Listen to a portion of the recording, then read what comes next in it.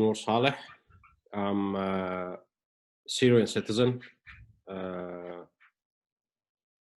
a former businessman in many countries.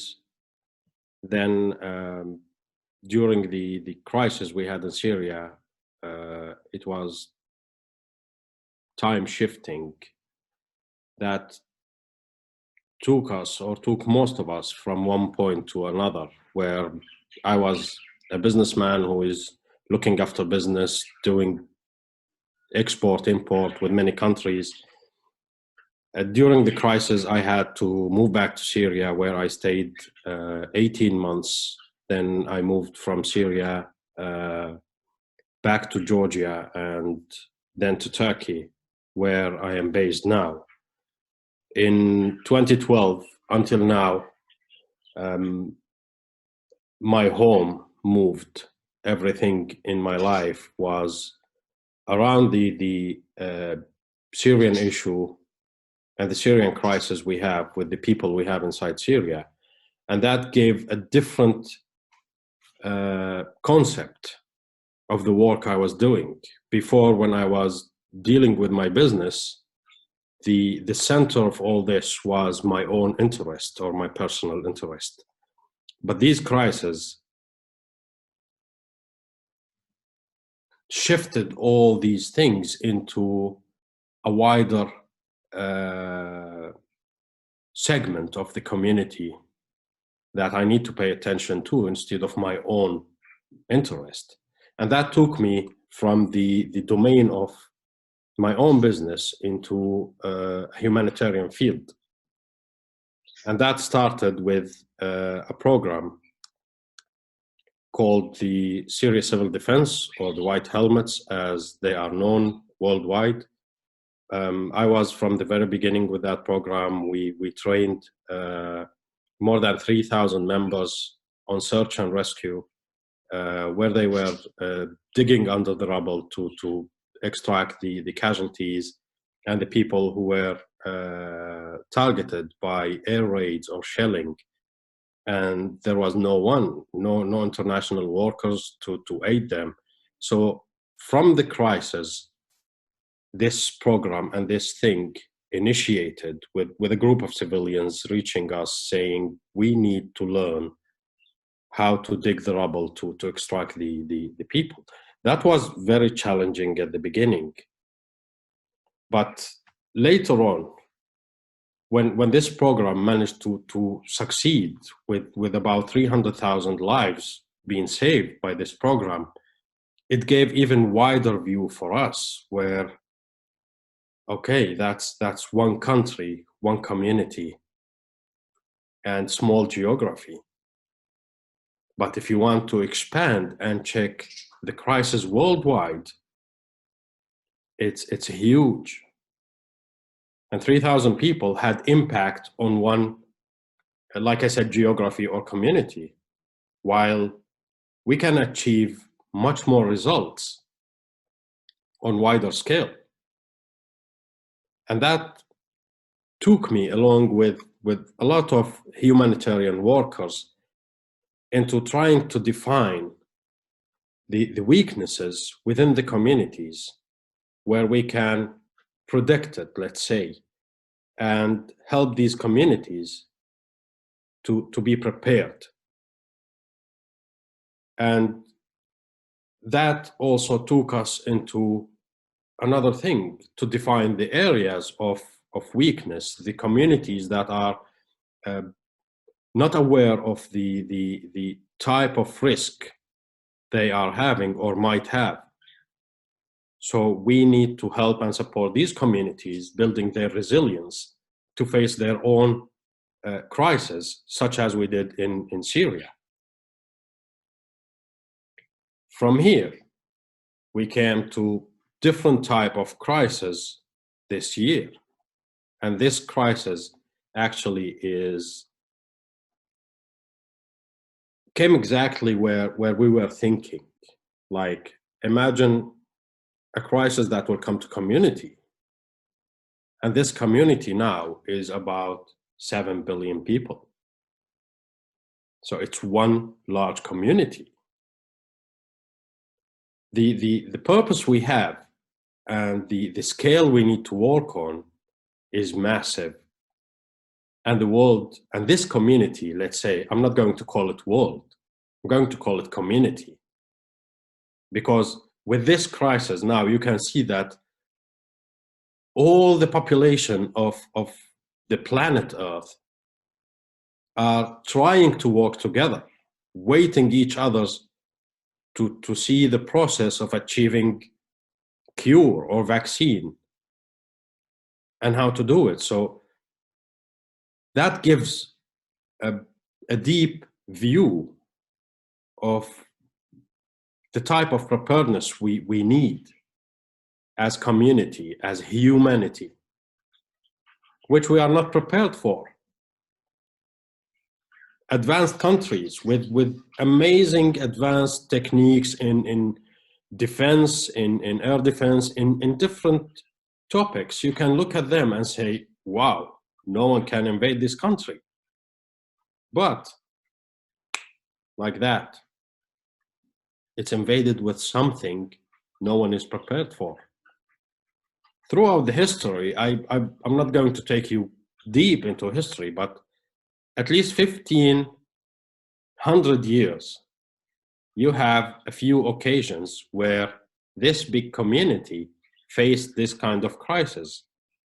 You have the plague or Black Death, you have the smallpox, syphilis,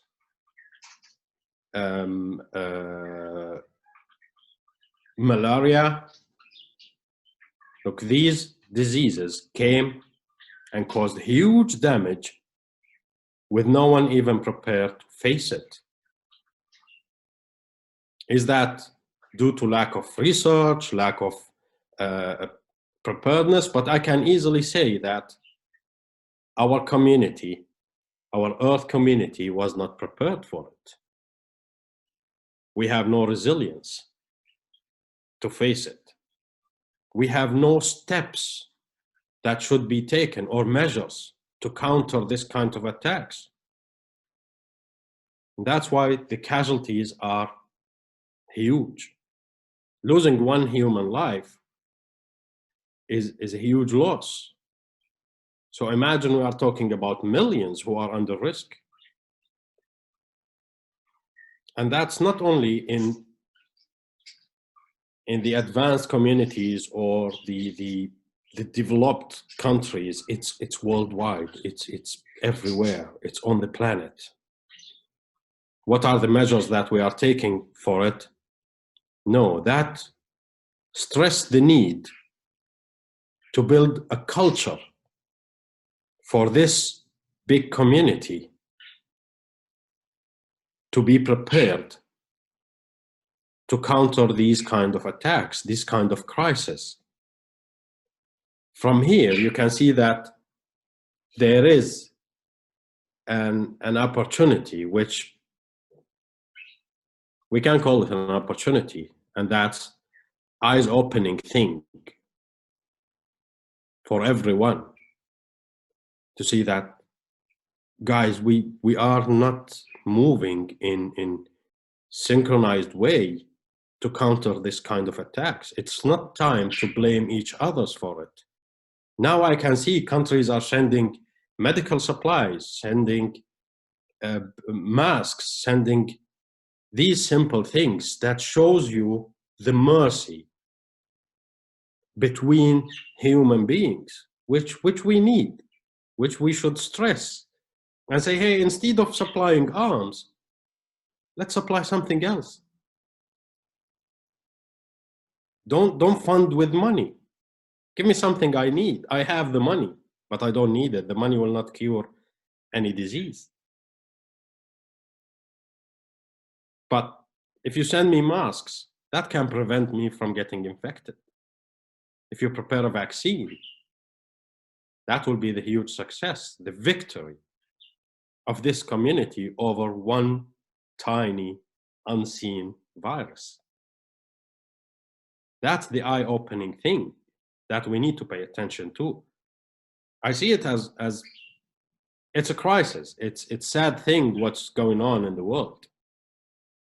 But yet, it's opening our eyes for things that need to be done, for countermeasures that need to be done, and this community need to be trained on them to be ready.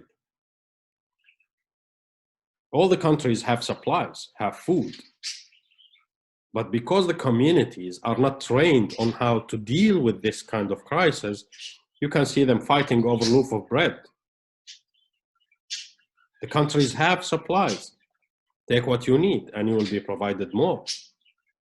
But no, I need to take more. That is enough for me for 3 or 4 or 6 months. No, take what you need. Let others take what they need. This kind of things that we need to have within the communities, sharing.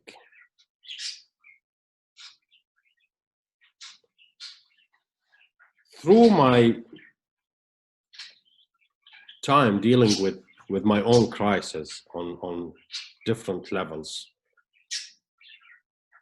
but everyone knows the situation in Syria for almost 9 years now, more than 9 years. We already passed 9 years and 2 months now.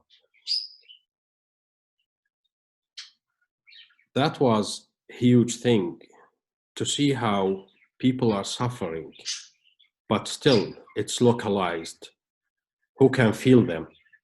Their own community, neighboring countries, a few countries and communities throughout the planet are looking into this crisis and saying, yeah, we need to help them.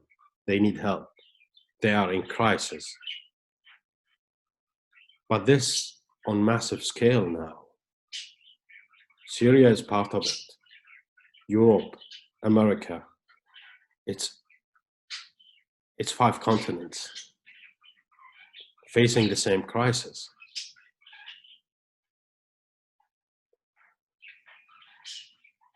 Throughout the time where I was on business and even in humanitarian domain, I was traveling a lot and I managed to see many countries and engage with many communities, trying to understand these communities and within their own country, how they managed to emerge from the crisis they had before. And reading history is one of the amazing parts, and that gives you some sort of prediction of the future and the way we should act. During this time, I can tell you one thing I have noticed. No community or no human being is built with violence, with evil, with any of these. You can always see compassion comes at the, let's call it the point break, when this community sense that, yeah, we need to act differently. And it's not on the individual level, it's on the mass level.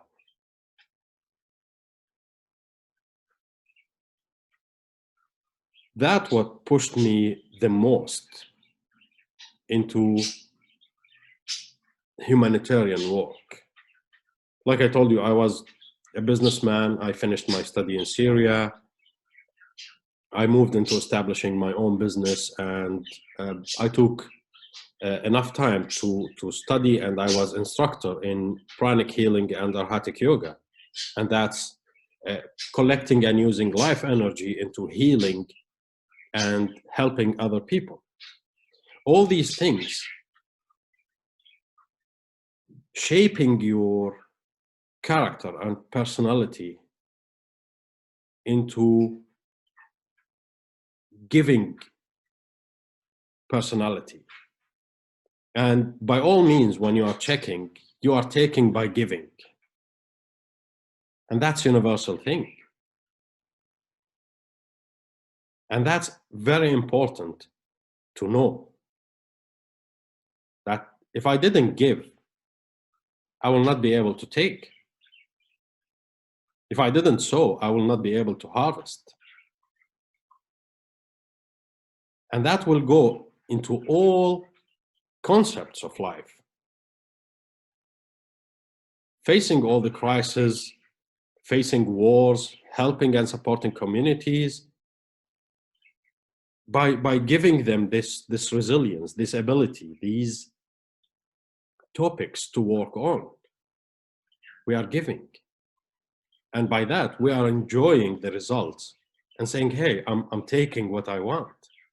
And that's by the community being able to handle their own crisis, which right now, I can say communities are not prepared for this kind of crisis.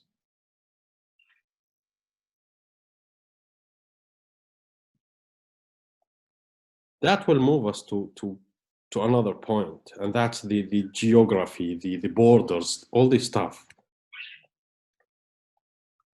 We have a saying in Arabic, and I think throughout the world you have all the sayings, but in different language. Each one is saying it's in my language. It belongs to our country or our culture. But this is very important because it says you don't know the value of something until you lose it. It's, for me, it is so deep. I had home in Syria. My life was going okay. Very important thing that I was not engaged on the crisis on the international level. I was watching the news, I was reading. Somalia was suffering, Rwanda was suffering, but I always feel like, yeah, I feel so sorry for them. But what can I do? Nothing. Until the time I lost that home. And I had to leave it. I had to be thrown and kicked out of my own country, out of my own comfort zone, out of my security walls where I feel safe. No one was safe. Another journey started where I had to leave the country and go to another country. That time, I realized that during the Iraqis war, we couldn't realize the crisis the people had. Syria hosted 4.5 million refugees. We were helping the ones we come across. But what about the others?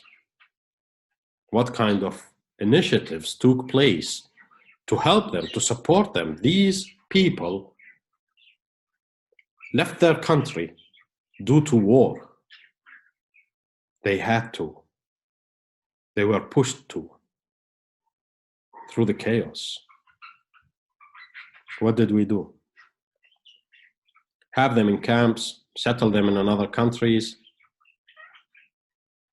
Now it's 17 years since the Iraqi war, and you have a couple of millions still scattered all over the world.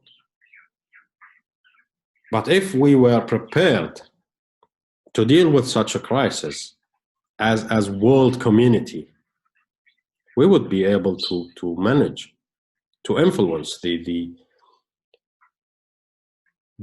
fighting parties on the ground, to save civilians, to build their resilience, to say, hey, this is my home, I'm not leaving my home, where they can revise the results of the war. And from here, losing the home is not an easy thing. I wish for no one to lose their home. But losing the home and breaking your legs saying, I lost it, no. That's only part of it. We all might face this situation where we are losing our homes, our comfort zone, due to any reason. War is one of them. Natural disaster is one of them.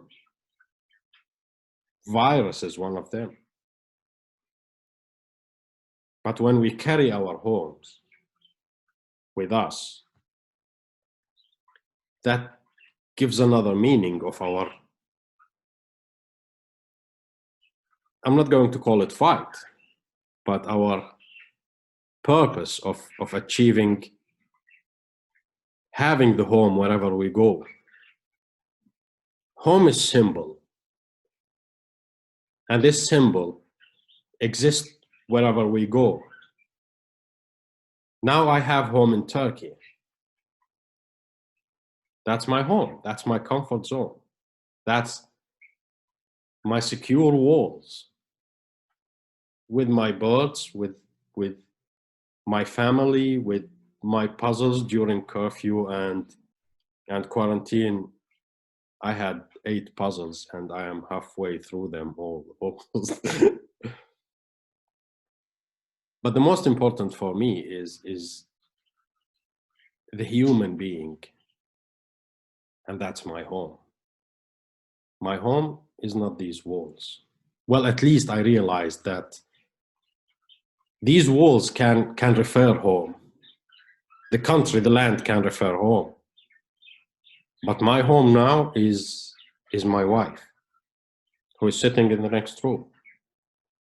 That's my comfort zone. That's my safety. So I choose not to be broken and say, hey, I lost it all. No. I lost home. Yeah, I found it again. And I'm secured in it. I feel safe. I feel happy.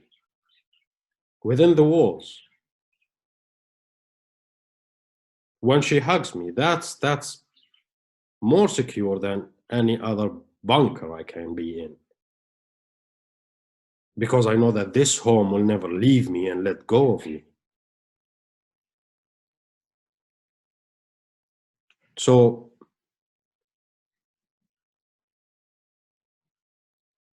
home is a huge word.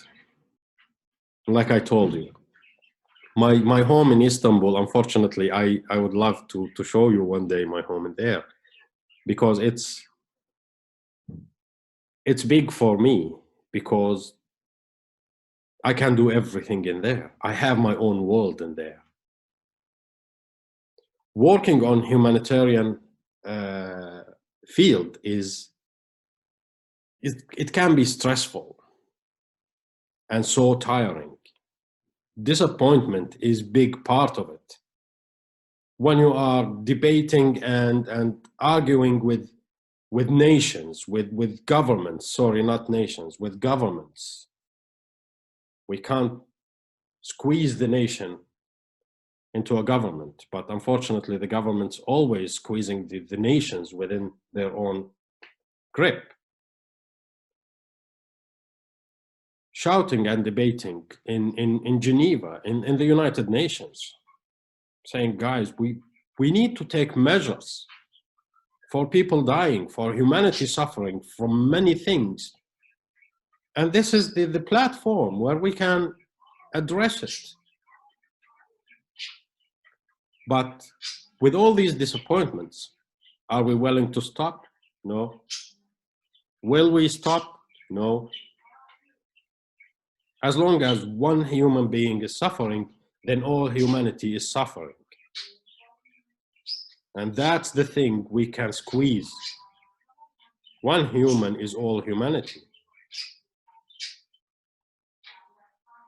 And that took me when I was in Geneva to meet Dr. Rama Mani for the second time. I met her the first time in Istanbul. But it was a complete coincidence when I was in Geneva in the United Nations, and there is someone shouting my name behind me. I recognized the voice. And there's Dr. Rama, and she was like, you have to come to our home for humanity.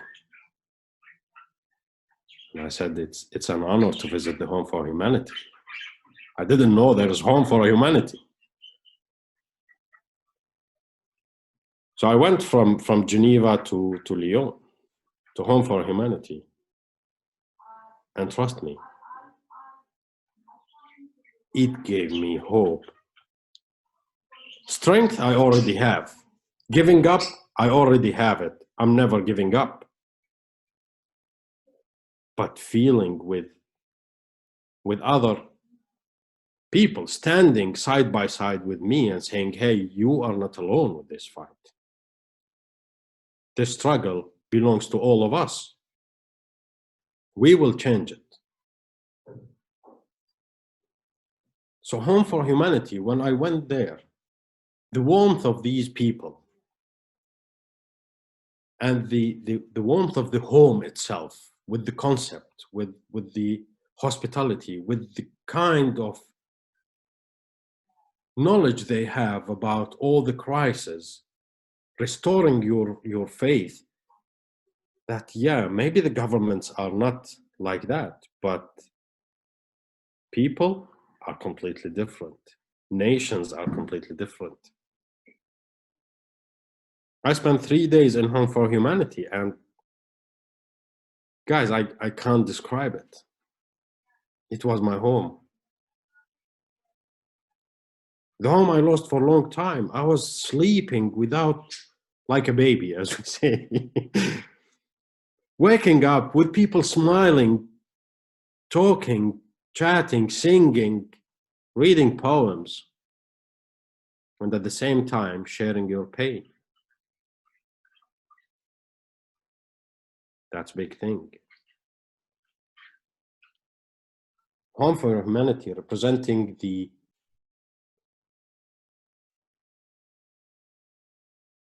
well, I'm going to be a little bit philosophical in here, like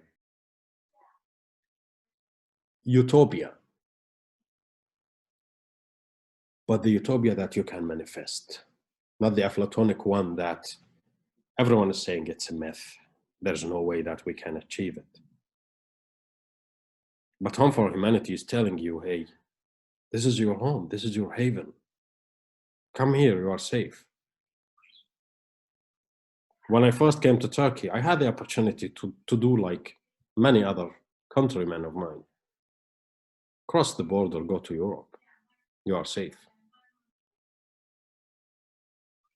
But does this crisis that we are going through right now show you that you are safe anyway? Unfortunately not. So you choose your front line and you stand at your front line, wherever it is, wherever I'm needed.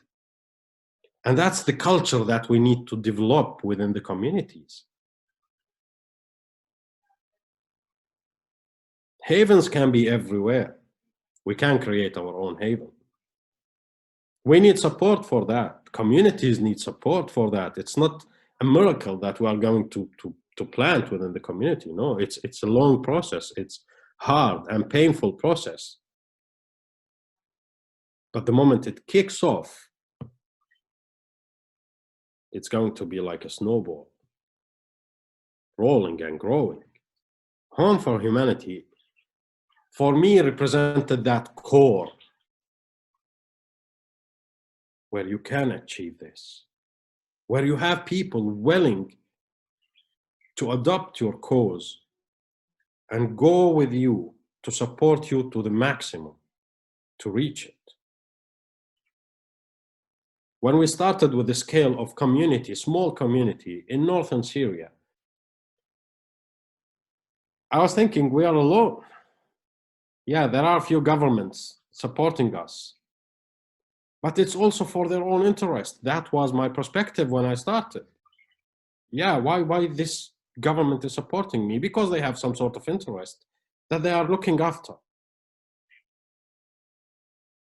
But then you see human beings who are, or they don't have any interest in what you have in your country. They need nothing from you, but yet they are there to support you and help you. So that's the core that Home for Humanity have represented. When I met people from different countries, different languages, sharing lots of stories, happy stories, sad stories, sharing the suffering of people in remote area who are not aware of people half across the planet are talking about them, mentioning them by name. That's an amazing thing. What we need is for the communities to be able to communicate and say, hey, I'm not alone. There's someone in France is talking about me right now, fighting for me, debating for me. That's how we transform this thing.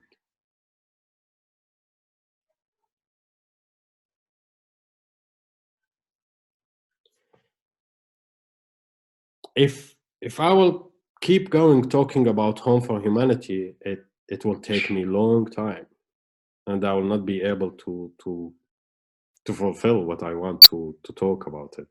It's my home, it's my family. And these people who I know personally, or even who I don't know, the moment Home for Humanity is mentioned, then this is a family member for me, a trusted one who believes in my cause, because I would believe in their cause. And that's the thing where your work is going to come essential.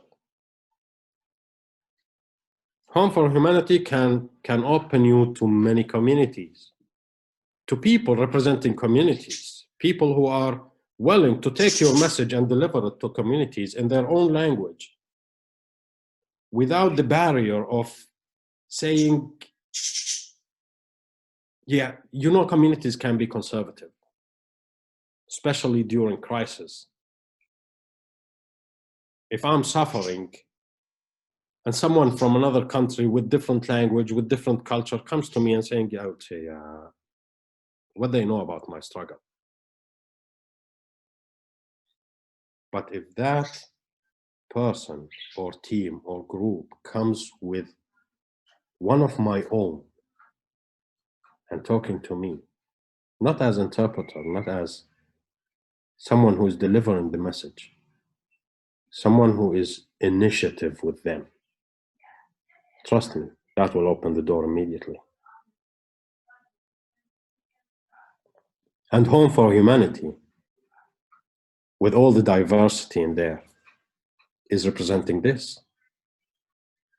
The key through which we are all hoping that one day we can open the communities and talk to them and say, hey, we are one community, we are one family.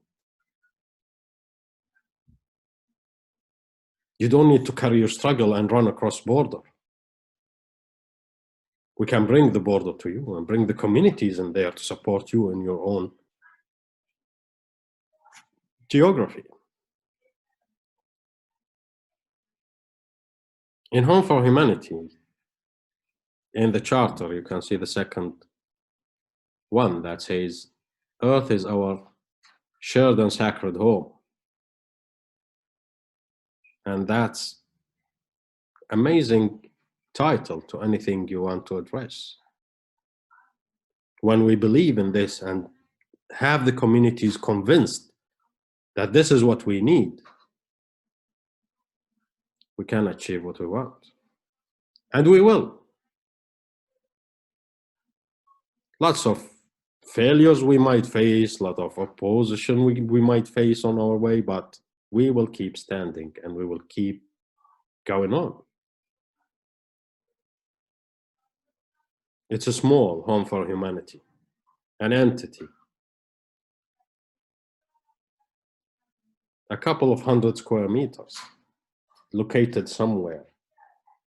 But trust me, Home for Humanity can be the arc that reach anywhere. By your initiative, by your work, by your belief in achieving what you want.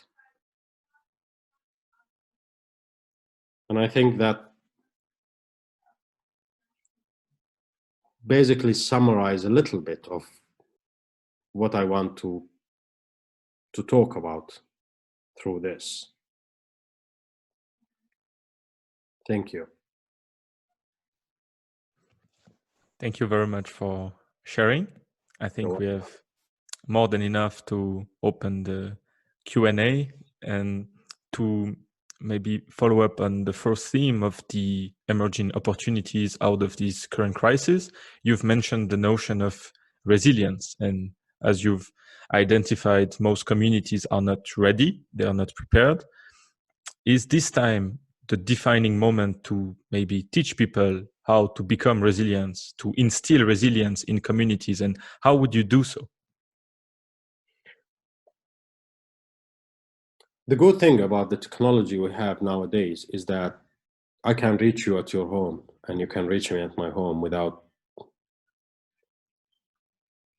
any barriers, without anything to prevent me from being able to communicating with you. I understand that the situation on the crisis now is different level of crisis, something that no one was prepared for. But through the awareness that we are teaching to people and to communities that there are countermeasures that can ease your life, you don't need to panic. It's not easy situation, but panic will just drive us into chaos. And that's the last thing we need in crisis. Yes, we can achieve this. It's going to be hard. It's not going to be easy. But we need to establish liaison is the first step. When we establish the liaison, we can communicate, we can deliver. Strategically, our message will be specified to target exactly where we want.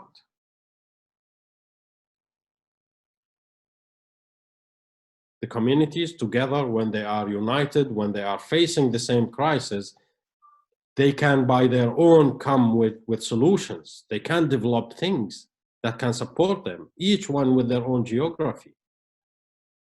And that's also something we need to encourage within the communities.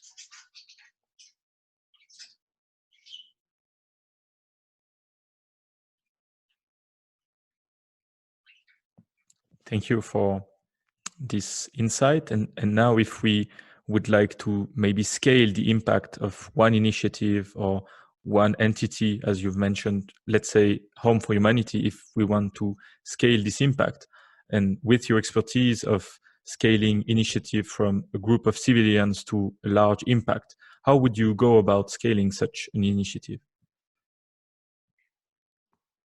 Home for Humanity simply managed to have people from 5 continents, from more than 20 countries with different languages. All these people can take the initiative of Home for Humanity. Home for Humanity already had the impact. Home for Humanity had their own impact on me, and that's by that mean pushed me to take Home for Humanity with me and deliver it to others. So simply, Home for Humanity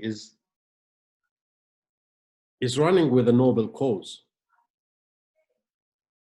And that noble cause managed to reach and change lives of many people. But yet it's limited because they don't have the means to extend their impact. But with the help of all individuals who came in contact and were impacted themselves with Home for Humanity, that's the first step into delivering Home for Humanity concept to other communities.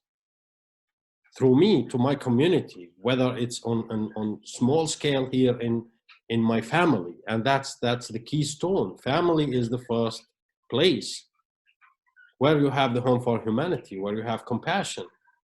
Then you can enlarge on this scale, where Home for Humanity have the means needed then the impact scale can be enlarging tremendously. Home for Humanity is not, I think the founders or the board of Home for Humanity from more than 7, 8, 10 countries, and those different languages, different geography, different cultures, different people. But through this, we can deliver the same concept. Like I said, if we want to liaise with the community, we have one of their own with the capacity to communicate with them. And that's one of the amazing things Home for Humanity is achieving.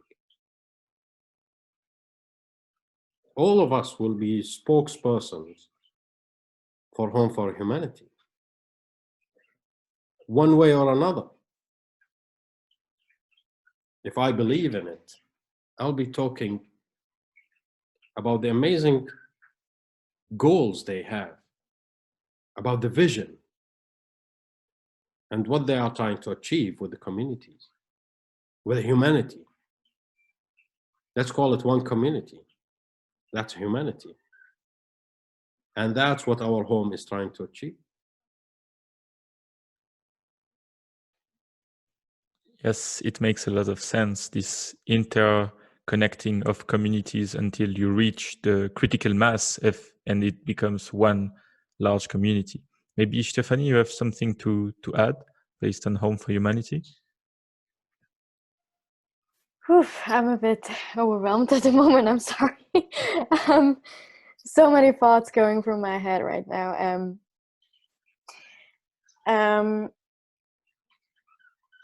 I was just wondering, maybe on a more personal note as well, if when you said so many beautiful things about Dr. Rama and Alexander and their Home for Humanity, maybe you could share a more personal memory that you had at Home for Humanity that really stuck with you and that you like to revive and rethink of. Yeah. Well, I will start with the first impression when I took down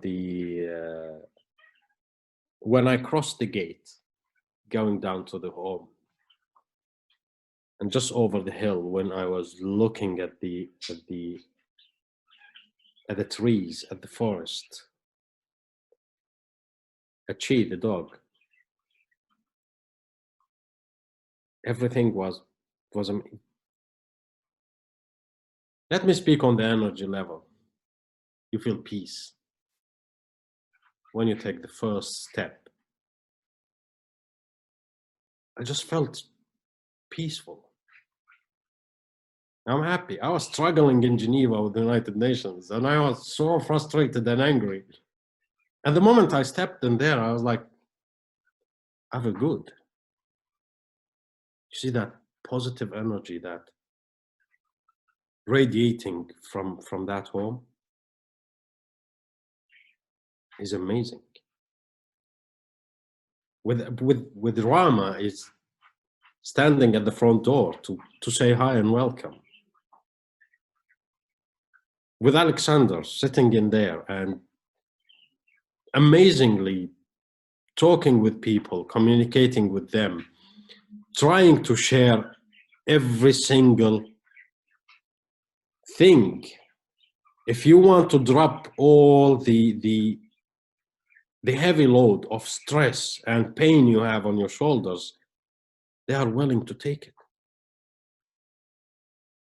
That's something essential for humanity. I'm not talking only about sharing resources, sharing things. No, sometimes you need to share your pain. But finding the people who are willingly saying, hey, come drop some of your load on me. Give me share the stress. Let us talk through it. That's amazing.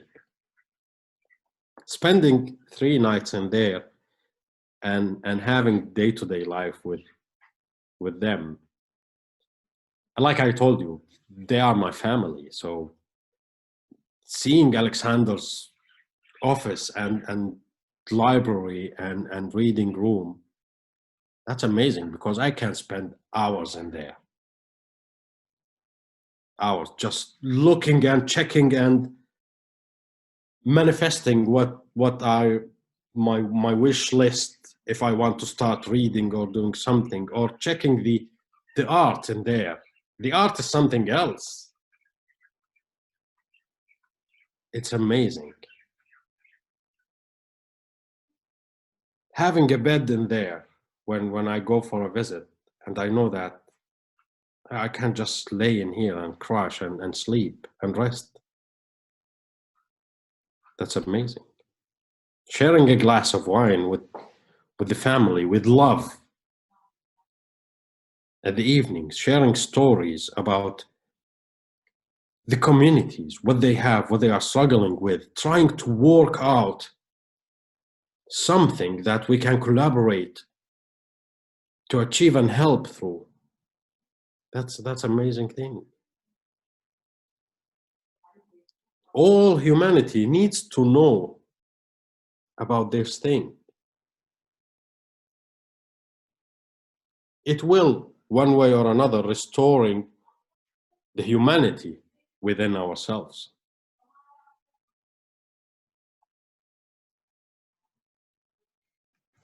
Thank you for sharing this more personal note. And maybe before we wrap this up, you would share a last word or a last comment on your current project, or what you would wish to manifest in the near future? And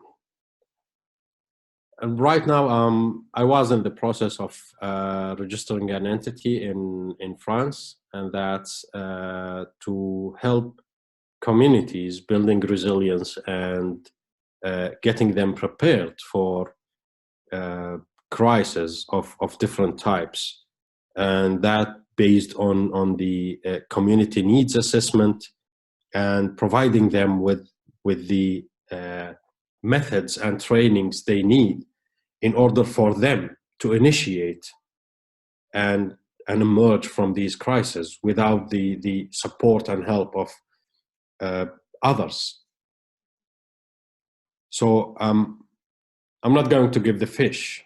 I'm going to teach you how to fish. And that's basically is the keystone for any community in order to evolve facing the crisis. I have been trained on demining and EOD disposal, explosive ordnance disposal. That also another type of contamination we have in the world, and all the workers on this field are trying to operate by their own, ignoring that, yeah, it's a humanitarian field. It's no longer a military activity. So we can just simply train the communities and mentoring them at the first steps in order for them to take over and start their own process. Because the type of contamination is massive on the planet. And trust me, if you have 1,000 entities, they will work for minimum 50 years to decontaminate, and they won't be able to achieve it all. But if we train the communities to decontaminate their own areas, that's a goal for me. So this is one part of the project I'm working on, and Home for Humanity is a huge support for me in these things. I hope when these crises finishes, the first thing I will do is to fly to France and finish the registration and visit my home in there and my family in there, and hopefully we'll be able to see you guys in there with us. Now I'm going to say it again. Always starting anything is hard. with baby steps. But trust me on one thing. Whenever you feel that you are on the limit and you started, you will find all of us, and I'm talking about our family, beside you and backing you up with everything needed, with whatever we can do. But you are going to lead on this. We are there to back you up.